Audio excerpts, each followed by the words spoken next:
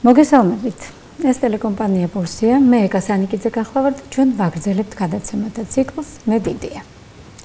ჩვენ მაყურებელმა ძალიან კარგად იცის უკვე რომ ჩვენ სამედიცინო სფეროს წარმომადგენლების გარდა ხშირად მომიჯნავე სფეროს წარმომადგენლებსაც ვიწევთ სტუმრად, იმისაც რომ კიდევ ერთხელ გაუსვათ ხაზი, რამხელა მნიშვნელობა აქვს ჯანდაცვისათვის და სამედიცინო მეცნიერებების განვითარებისათვის ინტეგრირებულ მიდგომას. სწორედ ამიტომ დღეს ძალიან საინტერესო და სასიამოვნო სტუმრებს გვპირდებით. მოგესალმებით საღამო მშვიდობისა, დიდი მადლობა მობრძანებისათვის. მაყურებელს შევატყობინებთ ჩვენი სტუმრების ვინაობას, ეს გახლავთ საქართველოს ტექნიკური უნივერსიტეტის შესანიშნავი გუნდი, საქართველოს ტექნიკური უნივერსიტეტის ვიცე-რექტორი ქალბატონი თამარ ლომინაძე. მოგესალმებით. გამარჯობათ, მადლობა მობრძანებისათვის. ქალბატონი ირინე გოცირიძე, რომელიც ბრძანდება ასევე ტექნიკური უნივერსიტეტის საერთაშორისო აკრედიტაციის ცენტრის დირექტორი და რაც მთავარია ბიოსამედიცინო ინჟინერიის ინგლისურენოვანი პროგრამის ხელმძღვანელი. და ძალიან დიდი მადლობა ასევე მობრძანებისთვის ბატონო ლევან ლაზარაშვილი, რომელიც ასევე საქართველოს ტექნიკური უნივერსიტეტის პროფესორია და აქვე წარმოადგენს ბიოსამედიცინო ინჟინერიის განვითარების ხელშემწყობი საქველმოქმედო ფონდის თანადამფუძნებელს. კიდევ ერთხელ მადლობას მოგახსენებთ იმისთვის, რომ ასეთი წარმომადგენლობითი შემადგენლობით გვეწვიეთ, ვინაიდან დღეს ვფიქრობ ძალიან მნიშვნელოვან თემაზე უნდა ვესაუბროთ ჩვენს მოსახლეობას, ჩვენს ახალგაზრდა კოლეგებს, მეგობრებს, რომლებიც გვისმენენ, იმიტომ რომ თანამედროვე სამყაროში 21 საუკუნეში ძალიან დიდი მნიშვნელობა აქვს მოსახლეობის ჯანმრთელობის განვითარებისათვის და საერთოდ საზოგადოებრივი ჯანდაცვის განვითარებისათვის გამოყენებას იმ ტექნოლოგიების და იმ ტექნიკის, რომელიც თანამედროვე მსოფლიოში თანდათანობით იქმნება. ესეთი სახუმარო გამოთქმაც კი არსებობს, რომ მას შემდეგ რაც ტექნიკური მეცნიერებები და ინჟინერია დაქორწინდაო, ხო, ბიოლოგიაზე და მედიცინაზეო, გაცილებით წინ წავიდა მედიცინის განვითარება. ამიტომ დღეს ქალბატონო თამარ თქვენთან დავსვამ პირველ შეკითხვას, მინდა რომ დასაწყისში ჩვენი გადაცემის განვუმარტოთ ჯერ მაყურებელს, რას გულისხმობთ ბიოსამედიცინო მეცნიერებების ქვეშ და ბიოსამედიცინო ინჟინერიის ტერმინი. ძალიან დიდი მადლობა ქალბატონო ეკა, პირველ რიგში მადლობას მოგახსენებთ ჩვენი მოწვევისთვის და ინტერესისათვის ისეთი მნიშვნელოვანი დარგის მიმართ, როგორიც არის ბიოსამედიცინო ინჟინერია. და აქვე მინდა გითხრათ, რომ ჩვენ ძალიან ვამაყობთ საქართველოს ტექნიკური უნივერსიტეტი ძალიან ამაყობს იმით, რომ ჩვენ ფაქტიურად ვართ მონოპოლისტები ამ მიმართულებით. ჩვენ ვართ ერთადერთი უნივერსიტეტი, სადაც ბიოსამედიცინო ინჟინერიის მიმართულებით საგანმანათლებლო პროგრამები ხორციელდება და ხორციელდება სწავლების სამივე საფეხურზე, ეს ბაკალავრიატი, მაგისტრატურა და დოქტორანტურა და ამავე დროს გვაქვს როგორც ქართულენოვანი, ასევე ინგლისურენოვანი პროგრამები. ამ ყველაფრის გათვალისწინებით ჩვენ შეგვიძლია ვთქვათ, რომ აბსოლუტურად სრულად ფარავთ და შეგვიძლია მომემსახუროთ ყველა იმ ადამიანს, რომელიც დაინტერესებული არის ბიოსამედიცინო ინჟინერიის მიმართულებით. თქვენ ძალიან სწორად ბრძანეთ, ეს არის განსაკუთრებული სინთეზი მედიცინისა და ინჟინერიის, მედიცინისა და ტექნოლოგიების, რომელიც ემსახურება იმას, რომ ადამიანებმა, საბოლოო მომხმარებლებმა მიიღონ მაღალი ხარისხის როგორც სამედიცინო მომსახურება, ასევე ამ სამედიცინო მომსახურების გაწევა მოხდეს უახლესი თანამედროვე ტექნოლოგიებით. თქვენ თვითონაც ბრძანეთ, რომ რამდენად სწრაფად ვითარდება დღეს ტექნოლოგიები, შესაბამისად მისი გამოყენების არეალი ძალიან ფართოვდება და ვინ თუ არა ჩვენ ტექნიკურმა უნივერსიტეტმა უნდა ასახოს აი ეს მიღწევები სხვადასხვა მიმართულებით და როგორც გითხარით ბიოსამედიცინო ინჟინერიის მიმართულებით ჩვენ მართლაც პიონერები ვართ. ჩვენს უნივერსიტეტში ეს მიმართულება 40 წლის შეიქმნა, უკვე 40 წლიანი ისტორია აქვს, შაშან აღნიშნეთ კიდევაც ეს საიუბილეო თარიღი და უკავშირდება ისეთი გამოჩენილი მეცნიერებების სახელს, როგორც იყო ბატონი ოთარ ხომერიკი და ბატონი რაულ კუპრავა. სწორედ ამ ორი ადამიანის დამსახურებაა ის, რომ საქართველოს ტექნიკურ უნივერსიტეტში შეიქმნა ბიოსამედიცინო ინჟინერიის მიმართულება და არა მხოლოდ შეიქმნა, მათ საფუძველი ჩაუყარეს იმათ თავისი გაზრდილი ახალგაზრდების წყალობით წარმომადგენლები დღეს ბატონი ლევანი, ქალბატონი ირინა აქ ბრძანდებიან, რომლებმაც არა მხოლოდ შეინარჩუნეს, გააძლიერეს ბიოსამედიცინო ინჟინერიის მიმართულება და გარდა ამისა პერსპექტივას უქმნიან ახალგაზრდებს, რომლებიც მომავალში დაინტერესდებიან ამ მიმართულებით. ძალიან დიდი მადლობა ქალბატონ თავან, მე აბსოლუტურად გეთანხმებით იმაში, რომ ახალგაზრდების ალბათ განსაკუთრებით მნიშვნელოვანია იმის ცოდნა, რომ ჩვენ გვაქვს ასეთი შესანიშნავი საშუალება ქვეყანაში და მათ არ უწევთ საზღვარგარეთ წასვლა იმისთვის, რომ ასეთი დარგები შეისწავლონ უკვე, იმიტომ რომ მომავლის პროფესია, ამაიც ეხლა თანამედროვე უკვე დონეზე ძალიან მაღალი მოთხოვნაა, მაგრამ მომავლის ჭრილში თუ განვიხილავთ, ერთ-ერთი იმ პროფესიოთაგანია, რომელიც ნამდვილად პირიქით უფრო მეტად მოთხოვნადი გახდება და არ დაიკარგება იმ პროფესიებისგან განსხვავებით, რომელიც ნელ-ნელა შეიძლება ნაკლებად მოთხოვნადი იყოს და საერთოდ გაქრეს ახლო მომავალში.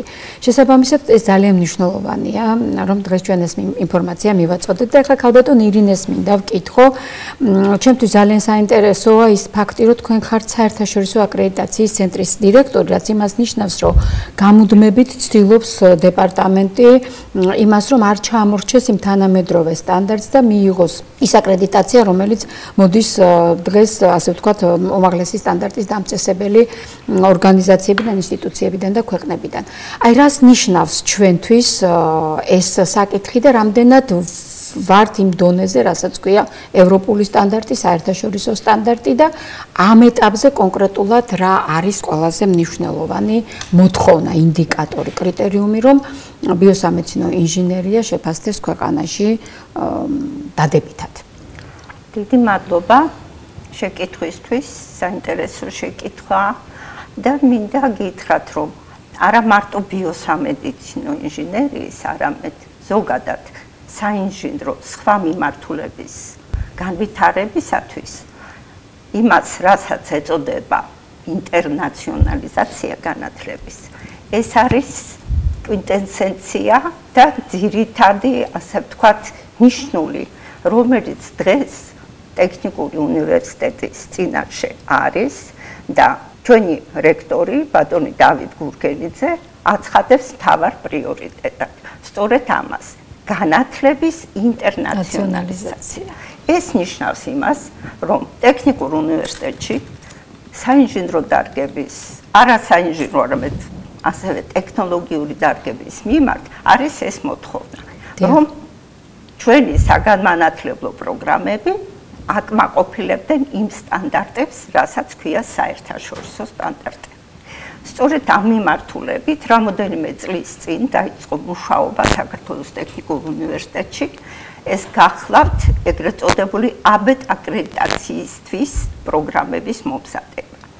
ეს პროგრამა იყო Millennium Challenge Corporation-ის მიერ დაფინანსებული და ის გულისხმობდა ეგრეთ წოდებული STEM ტექნოლოგიების, ანუ იმ საინჟინრო დარგების განვითარებას, სადაც ინჟინერია, საბუნებისმეტყველო მეცნიერებები, მედიცინა, ბიოლოგია არის გაერთიანებული და ამ მიზნით სწორედ მოხდა ფინანსური, ასე ვთქვათ, დახმარება იმაში, რომ ამაში ჩართული ყოფილიყვნენ აბეტ ეგრეთ წოდებული აბეტ ბრიჯ ექსპერტები, რომლებიც კონსულტაციებს უწევდნენ როგორც ტექნიკურ უნივერსიტეტს, ასევე ორ სახელმწიფო უნივერსიტეტს, ილიას უნივერსიტეტს და ჯავახიშვილის უნივერსიტეტს, ქვეყანას ზოგადად. ქვეყანას იმისთვის, რომ ეს მიმართულება განვითარებოდა. აღმოჩნდა, რომ ბიოსამედიცინო ინჟინერიის პროგრამა იყო ყველაზე უფრო ახლოს თავისი სტრუქტურით იმ სტანდარტებთან, რომელსაც აბეტი უყენებს პროგრამებს, რომლებმაც უნდა მიიღონ აბეტის აკრედიტაცია. ახლა ორი ზოგადად რა არის ეს აბეტი? აბეტი ეს არის ამერიკის შეერთებული შტატების სააკრედიტაციო ორგანიზაცია, რომელშიც არიან გაერთიანებული ამერიკის ინჟინრები, ტექნოლოგიები, ანუ ამ დარგის წამყვანი სპეციალისტები. და 51 ქვეყანაში 4000-ზე მეტი პროგრამა არის აკრედიტებული სწორედ აბეტის მაღალი სტანდარტების მიხედვით. ეს ნიშნავს იმას, ასეთი ტიპის აკრედიტაციის მოპოვება, რომ ჩვენ ვაძლევთ ჩვენს სტუდენტებს, ჩვენს მომავალ თაობას იმის საშუალებას, რომ მათ მიიღონ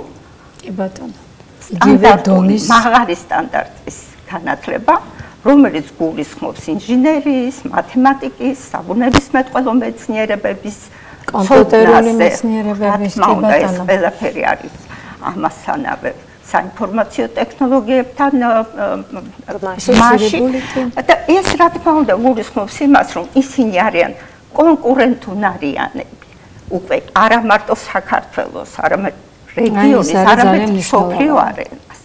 ეს ნიშნავს მათ მაღალ დასაქმებას, ეს ნიშნავს მათ ჩართვას იმ სამეცნიერო, ბიოსამედიცინო პროექტებში, რომლებიც ხორციელდება და რომელზეც დგას ფაქტიურად თქვენ სწორედ აღნიშნეთ, რომ თანამედროვე მეცინის განვითარება ტექნიკის და ტექნოლოგიების გარეშე არის წარმოუდგენელი. ამიტომ აი ესეთი კომპლექსური ცოდნის მიღება აბეტის სტანდარტებით, რაც მინდა გითხრათ, რომ საკმაოდ მაღალი სტანდარტებია და არსებობს განსხვავება, თქვენ იცით, რომ ჩვენი პროგრამები არის აკრედიტებული, მაგრამ ეს ამ ტიპის აკრედიტაცია კიდე სხვა სტანდარტია, რაც მოითხოვს პრაქტიკული უნარების, იგივე პროექტებზე დაფუძნებული სწავლების ინტეგრირებას, კვლევების ჩართვას და ეს არის სწორედ ის ინოვაცია, რაც ამ ბიოსამედიცინო ინჟინერიის პროგრამამ, ასე ვთქვათ, შემოიტანა, მიიღო აკრედიტაცია ინგლისურენოვანმა პროგრამა, ეს გახლავთ უპირობო 6-წლიანი აკრედიტაცია და ტექნიკურ უნივერსიტეტში მზადდება კიდე 5 პროგრამა. ეს არის ასევე სამოქალაქო ინჟინერიის, ელექტროინჟინერიის, კომპიუტერული ტექნოლოგიების და ასევე კომპიუტერული მეცნიერებების პროგრამა, რომლებიც არიან უკვე ძალიან ახლოს, რომ უკვე 26 წელს წარვადგინოთ ეს პროგრამები იმისთვის, რომ მათ მოიპოვონ ასევე აბეტ აკრედიტაცია.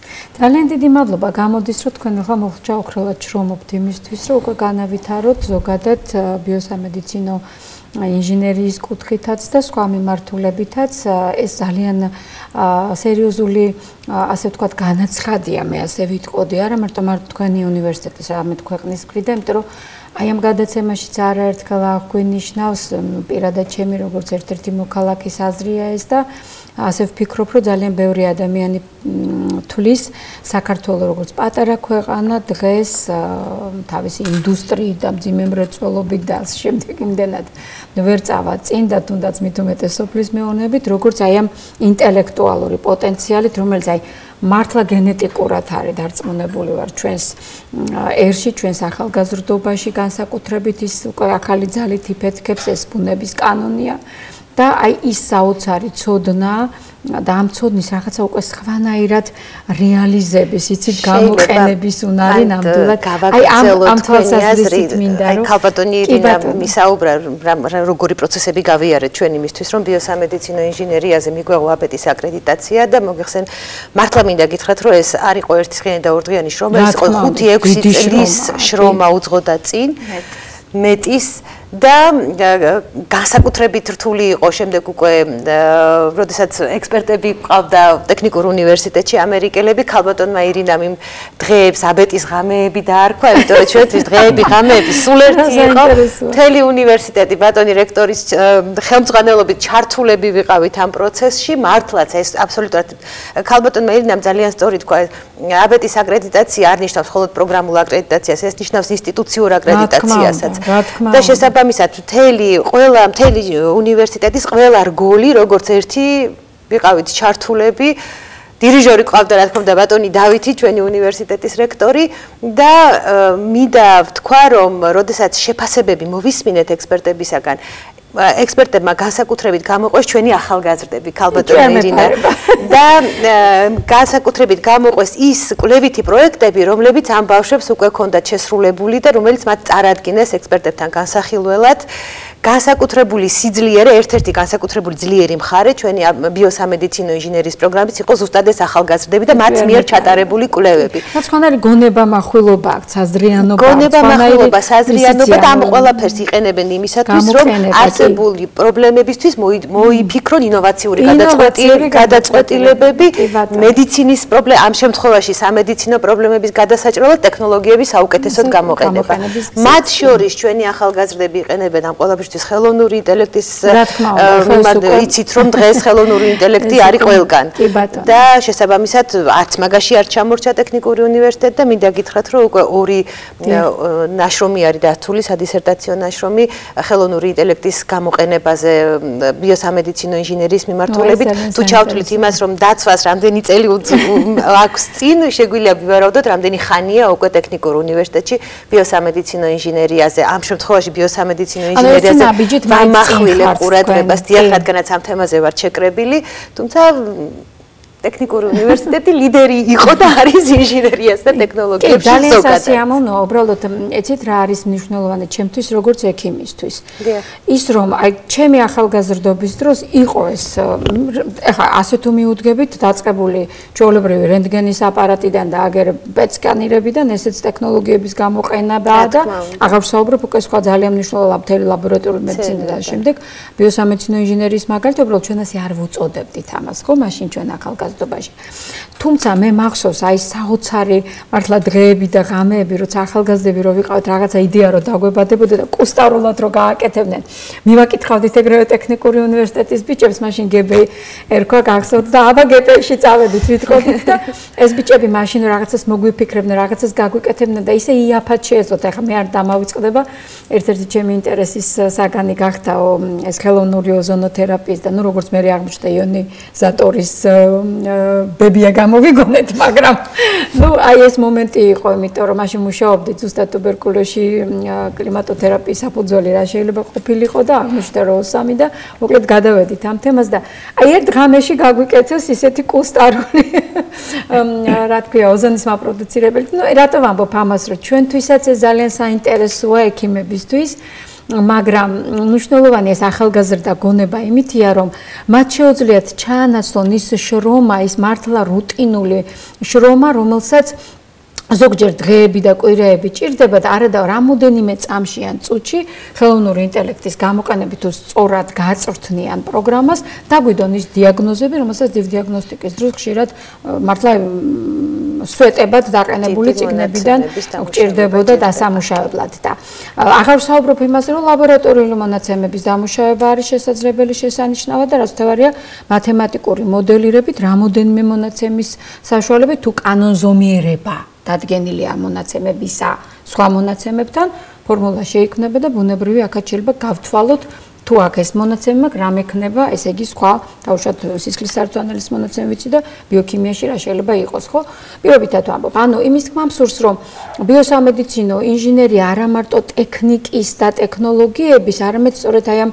სხვადასხვა ტიპის ასე ვთქვათ მოდელირებებითაც შეიძლება რომ საქართველოში უფრო წინ აღმოჩნდეს წასული ვიდრე თუნდაც იმ განვითარებულ ქვეყნებში იმიტომ რომ აი ეს გაჭირვებაში გაქცევის რაღაცა და ადვილი გამოსავლის პოვნის გენეტიკური რაღაცნაირი კოდი ჩვენ ეთყობა მაინც გვაქვს იმიტომ რომ ხშირად ყოფილა რომ ქართველებს წამოუწყიათ ესა თუ ის გამოგონება უცხოეთშიც ხო მეტანხმებით და ნუ დღეს ძალიან ბევრი საინტერესო გამოგონების ავტორი როგორც ახლა ვიგებთ ისტორიიდან სწორედ სათავეში ქართველები ყოფილან ჯერ კიდევ გასული საუკუნის დასაწყისში და მე მინდა ბატონი ლევანი შევაწუხოთ ახლა ბატონო ლევან ახლა ბუნებრივად წარიმართა უბრალოდ საუბარი და აღარ გავწყვეტეთ იმიტომ რომ ვფიქრობ მნიშვნელოვან საქმეზე გადავედით თქვენ ბრძანდებით აი ამ სწორედ დარგის ბიოსამედიცინო ინჟინერიის განვითარების ხელშემწყობი ფონდის თანადამფუძნებელი და ეს უკვე ალბათ იმაზე მეტყველებს რომ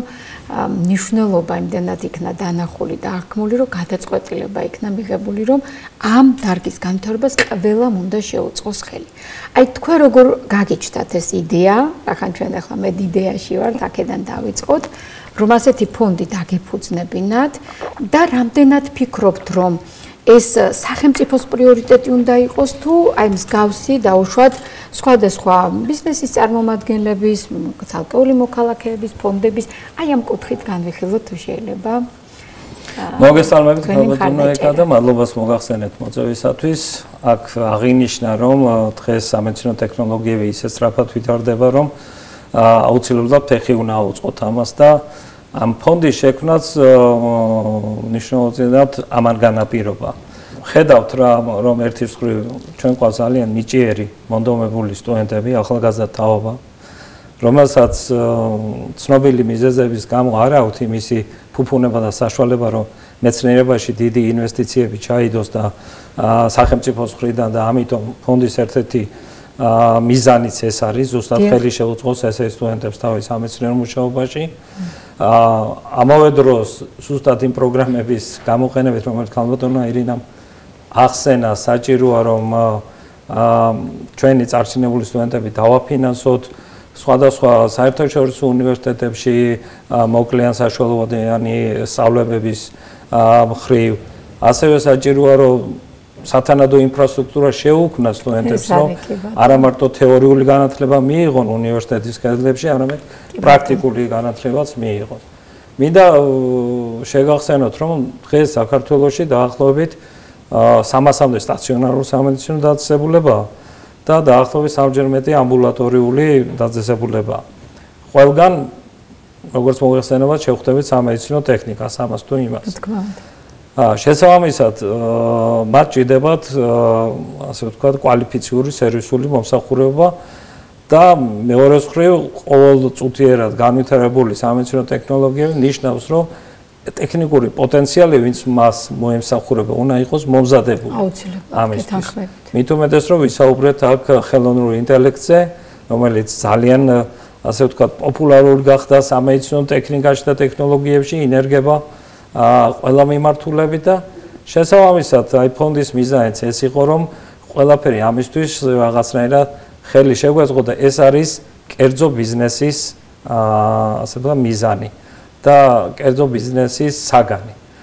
სახელმწიფო თავისას აკეთებს, რა თქმა უნდა, და ჩვენ კურსდამთავრებულებმა ამ სპეციალობის ინჟინერებმა გადავწყვიტეთ, რომ შევექმნა ესეთი ფონდი, რომელიც ხარს დაუჭერდა ყველა ამ მიმართულებას და თავის შესაძლებლობის პარალელებში, ასე ვთქვათ, დააფინანსებდა, რაც შეიძლება, რომ აღდგეს სწავლებას და მეცნიერებას ბიოინჟინერიის მიმართულებით. აქვე თქვენის თემბართვით მე მადლობა მინდა გამოვხატო იმ კურსდამთავრებულების, ამ სფეროში დასაქმებული კომპანიების, სამედიცინო დაწესებულების მიმართ, რომლებმაც დაგვასპონსორეს და ხელი შეგვიწყეს პირველ ეტაპზე ესე ვთქვათ, გაგვეხორციელებინა აუცილებელი სამუშაოები და მიზნები და იმედია რომ მომავალში დავაფინანსებენ. დიდი იმედი მაქვს ამის. იმედი მაქვს, იცით აი რატომ ძალიან გამიხარდება თუ პაწაწუნაწულის ჩვენ შევიტანთ, იმიტომ რომ ჩემთვის როგორც მოქალაქისთვის, როგორც პედაგოგისთვის, ექიმისთვის, ელემენტარულად მშობლისთვის, ხო ძალიან მნიშვნელოვანია ჩემ ქვეყანაში ჯანდაცვა იყოს ძალიან შესაძლებელია. ყველა შემიძლია დაუმტკიცო, რომ ნამდვილად შესაძლებელია, რომ საქართველოს კონდეს სამაგალითო მართლა სრულყოფილი ჯანდაცვა, ამას კარგი დამენეჯერება უნდა, თორე ფაქტობრივად ამ პატარა ქვეყნისთვის კარდაკარ შემოვილი ბოლო ყველა მოქალაქეს, ხო? და აი, როდესაც ჩვენ საუბრობთ, რომ გვინდა გამართული ჯანდაცვა, გამართული ჯანდაცვის საფუძველი 21 საუკუნეში არის აი ეს ინდუსტრია, რომელიც უნდა, რა თქმა უნდა, გამართული ტექნოლოგიებით იყოს უნდა წარმოდგენილი და იმიტომ ვამბობ, იცით აი ესეთი ჰაბი თუ გახდება საქართველო აი ამ ევროპისა და აზიის ზღვარზე მდებარე ეს ერთი ბეწო ქვეყანა და ინტელექტუალური სიმდიდრის მქონე ქვეყანა, სადაც უმრავლესობა სტუდენტებისა სხვადასხვა ქვეყნებიდან ჩამოვლენ სასწავლებლად, ეხლა რომ ჩვენ ვცდილობთ საზღვარგარეთ წავიდეთ, ჩვენი სტუდენტებიც გაუშვათ, ეს დროთა განმავლობაში უნდა შეიცვალოს და ცენტრმა საქართველოში რომ გადმოინაცვლოს და შესაძლებელი გახდეს, რომ ყოველ შემთხვევაში აღმოსავლეთის ქვეყნებიდან და სხვა ჩვენზე გარკვეული პრობლემების მქონე ამ წუთას ჩვენზე ჩამორჩენილი ქვეყნებიდან შეძლონ სტუდენტებმა თუნდაც ჩვენმა კოლეგებმა, ჩვენმა თან ასე ვთქვათ პროფესიის, იგივე პროფესიის მქონე ადამიანებმა, ინჟინერებმა თუ ბიოინჟინერებმა გადმოდინება, იცით აი ამ ცენტრის გადმოტანა დასავლეთიდან, სადაც ძალიან არის ახლა კონცენტრირებული საგანმანათლებლო აკადემიური და სამეცნიერო კუთხით. ოდნავ განტვირთვასაც გამოიწევს, იქ უფრო გააიაფებს და საქართველოს ძალიან ხელშეუწყობს, რომ წინ წავიდეს უფრო სწრაფი ნაბიჯებით, იმიტომ რომ ჩვენ ყოველთვის ეს გვაქვს. არ გვაკლია ჭკვიანი ადამიანები, ნიჭიერი ადამიანები. არ გვაკლია მშრომელი ადამიანები, მაგრამ აი ეს ტექნოლოგიური და ფინანსური საკითხი სულ პრობლემაა და მე ჩემგან როგორც ერთ-ერთი მოქალაქისგან მადლობა მინდა გითხრათ თქვენ და ყველა იმ ადამიანს, ვინც ჩართული იყო ამ ფონდის შექმნაში, იმიტომ რომ მე ვფიქრობ, ეს არის ძალიან კარგი მოდელი. მოდელი როგორც კერძო, ისე სახელმწიფო და ბუნებრივია საზოგადოებრივი თანამშრომლობის და აი ეს სამკუთხა თანამშრომლობა, სამოქალაქო აქტიური საზოგადოება, თვითორგანიზებული საზოგადოება, დაამთავრეს ადამიანებმა, კურსდამთავრებულებმა გადაწყვიტეს, რომ აქეთ ბიზნესი ჩაერთო, იქით სახელმწიფო და აი ეს პარტნიორობა რაც შექმნის. ქალბატონი ირინა, რას დაამატებდით აი ამ მოდელთან დაკავშირებით? მოდელთან დაკავშირებით სხვა უნივერსიტეტებმაც და სხვა პროფესიებმაც გაითვალისწინა. კი ბატონო, ტექნიკურ უნივერსიტეტში ძალიან წახალისებულია სწორედ ეს მოდელი. რომ ჩვენ არა მარტო სახელმწიფო უნივერსიტეტია, სახელმწიფო დაფინანსება, მაგრამ ეს არ არის ერთადერთი წყარო. არის სწორედ სახელმწიფოს და ბიზნესის ურთიერთობა. სახელმწიფოს და აი ასეთი კერძო კომპანიების ურთიერთობა, კერძო სექტორის ურთიერთობა და ამის არაერთი მაგალითია. ეხლა ბატონმა ლევანმა არ თქვა, მაგრამ მინდა გითხრათ, ეს ფონდი არა მარტო დაფუძნდა და იდეები აქვს, არამედ უკვე განახორციელა. პირველი ეტაპი ეს გახლავთ ბიოსამედიცინო ინჟინერიის დეპარტამენტის სრული რეაბილიტაცია, სრულიად შეიცვალა ინფრასტრუქტურა, ფაქტიურად ეს აღიჭურვა ორთრეში განხორციელდა. ჩვენ გვექნება ამის ასე ვთქვათ პრეზენტაცია და თქვენ მოგიწევთ აუცილებლად ამ ასე ვთქვათ სასიამოვნო ივენთის ასაღნიშნად და ეს არის უკვე გაკეთებული საქმე. ასეთივე საქმეები კერძო სექტორის, ბიზნესის და უნივერსიტეტის ქალბატონი თამარი როგორც ვიცე-რექტორი მე მგონი მოგახსენებთ რამოდენიმე მაგალითს. ეს არ არის მარტო ბიოსამედიცინო ინჟინერიის შემთხვევაში, არა თამარ. ჩვენ გვაქვს კიდევ სხვა ასეთი მაგალითი. დავამატებ, შეიძლება რამოდენიმე სიტყვას ბატონმა ლევანმა მართლაც ძალიან მოგზალებით თქვა იმ წვლილზე, რაც მან და მისმა დავასახელებთ, შეიძლება სახელებს. ზანეთ აუცილებლად. ძმები ანდრო და ზურა ბათოშვილები, მამუკა ლოლაძე, დავით აბდუშელიშვილი, ეს ბატონი ლევანი, ეს ადამიანები იყვნენ იდეის ავტორები და სულის ჩამდგმელები აი ამ ბიოსამედიცინო ინჟინერიის განვითარების ფონდის შექმნის და მას შემდეგ უკვე მას დაემატნენ კიდევ როგორც ბატონმა ლევანმა ბრძანა კერძო კომპანიების სიკეთე გადამდებია, ნამდვილად გადამდებია და უზარმაზარი ნაბიჯი გადაიდგა უნივერსიტეტში. ხშირად ვამბობთ ხოლმე მე და ქალბატონი ირინა, რომ ჩვენ ეხლა ჩვენს სტუდენტებს დავახვედრებთ არა მხოლოდ ამერიკულ პროგრამებს, არამედ დავახვედრებთ ამერიკულ ინფრასტრუქტურას იმ სტანდარტებით, რაც ნამდვილად უნდა იყოს და რისკენაც ტექნიკური უნივერსიტეტი მისწრაფვის და როგორც ქალბატონმა ირინამ თქვა, ბატონი ლევანის და მისი მეგობრების მაგალითი მართლა გადამდებია აღმოჩნდა უნივერსიტეტში. უფრო და უფრო დაიძრა ეს პროცესი ბიზნესის უნივერსიტეტის თანამშრომლობის, თუმცა იქამდე ჩვენ ქონდა ძალიან კარგი მაგალითები RMG-სა და გეოლოგიის ფაკულტეტის თანამშრომლობის ძალიან ინტენსიური, ძალიან მნიშვნელოვანი სამუშაოები ჩატარდა და ძალიან წაიწია წინ მოხდა დიდი პოპულარიზაცია იმ მიმართულების წელს კონკურსიც ჰქონდა ასეთი რაღაცა ძალიან დიდი ხანი არ ყოფილა. მე ამიტომ ვამბობ, რომ მარტო თქვენი უნივერსიტეტის ფარგლებში კი არა, თქვენი უნივერსიტეტი შეიძლება გახდეს მაგალითი, რომ ზოგადად უნდა ასეთი მოდელები ინერგებოდეს. ეს ყველაზე ადეკვატურია. ეს მიღებული მოდელია. ყველა უცხო უნივერსიტეტი ესე მუშაობს. ყველა დიდი უნივერსიტეტი არის კურსდამთავრებულების ყურადღების ცენტრში. მით უმეტეს, როდესაც ყავს კურსდამთავრებულები, რომლებსაც პატრიოტული ხედვა გააჩნიათ, სამოქალაქო და საზოგადოებრივი პოზიცია გააჩნიათ და ისინი ფიქრობენ, რომ როგორც ისინი გაზარდა უნივერსიტეტმა შემდგარი ადამიანები, მათაც აქვთ გარკვეული ვალდებულება უნივერსიტეტსა ქვეყნის წინაშე, რომ ისეთივე შემდგარი ადამიანები გაიზარდონ მათი მონაწილეობით. ძალიან დიდი მადლობა ჩამოვლენ და ახალ კლინიკას გახსნით. ეს არის ძალიან მაღალი და დიდი мотиваცია ჩვენი ახლანდელი სტუდენტები. გეთანხმებით ისინი ხედავენ, რომ ამ დარგის ამ პროგრამების კურსდამთავრებულები არიან დღეს ცოცხალი მაგალითი აქვთ კი ადამიანები, რომელთაც ძალუძრო აი ასეთი ტიპის ინვესტიცია გააკეთონ თავიანთ ალმა მატერში. ეს მათთვის ძალიან მაღალი мотиваცია.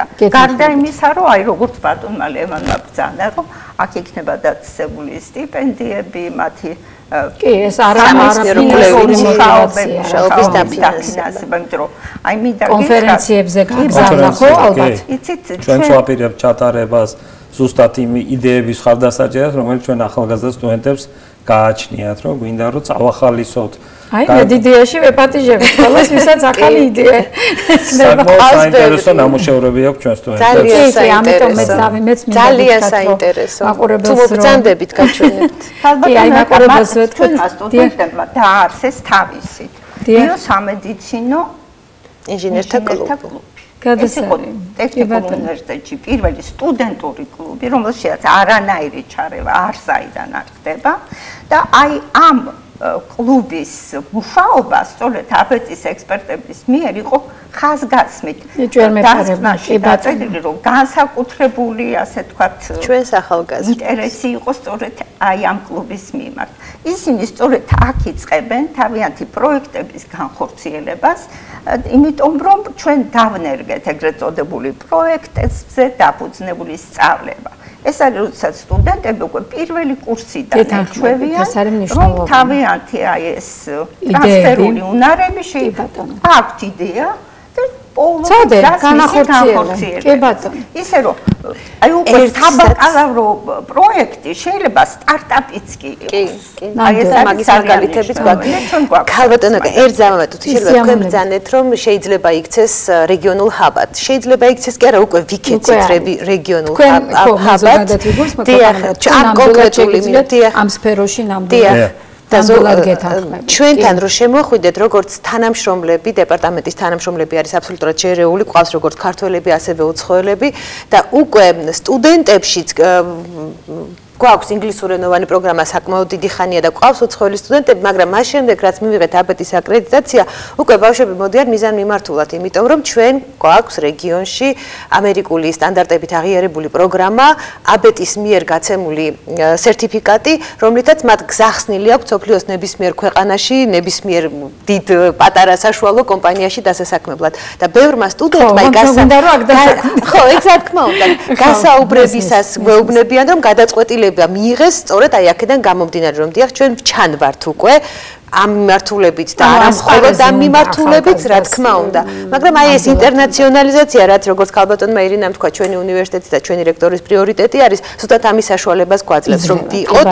რეგიონალური შევინარჩუნოთ რეგიონალური ჰაბის პოზიცია ჩვენს უნივერსიტეტში მე ძალიან დიდ წარმატებებს გისურვებ ძალიან მიხარია ვფიქრობ რომ საუბარზეც გვეტყობა ის აღტკინება და სიხარული ნამდვილად რომ რაღაცა კეთდება ნამდვილად საქართველოში ერთ მიმართულებით მაინც ზუსტად ვიცით სწორად სამომავლოდ არა დღევანდელი დღისთვის, არამედ სწორედ ხვალინდელი დღის პერსპექტივაში, იმიტომ რომ მართლა გუშინ უნდა აკეთო საქმე, რომელიც გჭირდება დღეს და გუშინ წინ უნდა აკეთო ის საქმე, რომელიც დაგიდგება ხვალ წინ და ვფიქრობ ძალიან დიდი როლი შეასრულეთ თქვენ უკვე რაც შეგეძლოთ და დარწმუნებულა კიდევ ბევრი რამ გაკეთდება იმაში, რომ ახალგაზრდებს მოტივაცია არ დაეკარგოთ, დარჩნენ თავიანთ ქვეყანაში, მიიღონ ისეთივე დონის განათლება და ზოგჯერ შეიძლება რაღაც საკითხებში მეტიც კი რაც დღევანდელ წამყვან ქვეყნებში და მათ უნივერსიტეტებშია შესაძლებელი და რაც ყველაზე მნიშვნელოვანია მეცნიერება. ეს ხო არ არის მარტო ბიოსამედიცინო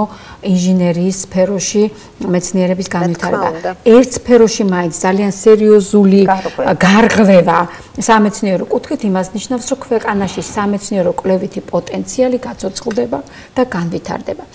Ну, სამწუხაროდ ჩვენი საეთერო დრო ლიმიტირებულია, მაგრამ მე მიხარია რომ ამით არ ვამთავრებთ დღევანდელ გადაცემას, უბრალოდ ვემშვიდობებით პირველ სამეულს ჩვენი სტუმრებისა და ის სწორედ შემდეგი კითხვა, რომელიც უნდა დამესვამე ბატონი ლევანისთვის კონკრეტული პროექტების შესახებ და რომელზედაც შედგა აქ საუბარი, რომ ახალგაზრდები მუშაობენ ათასნაირ პროექტზე, მაგალითის ერთ-ერთი მაგალითის სახით, ერთ-ერთი სტუდენტი და მისი მენტორები, ასევე თქვენივე უნივერსიტეტის წარმომადგენლები, ასევე ბიოსამედიცინო ინჟინერიის დეპარტამენტის პროფესორები ქალბატონი ლელა ციკლაური და ქალბატონი ანა ფიცხელაური შემოგვიერთდებიან და რამდენადაც ვიცი, მეორე კურსის სტუდენტია მხოლოდ ჩვენი სტუდენტი ბატონი ანრი აიდინიანი და აი ვნახოთ რა საინტერესო ინფორმაციას უკვე კონკრეტულ პროექტებზე მოგვაწვდიან.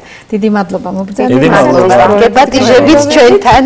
გელოდებით. აუცილებლად წარმატებებს გისურვებთ. მადლობა თქვენთვის. მადლობა მოწვევისთვის. მადლობა.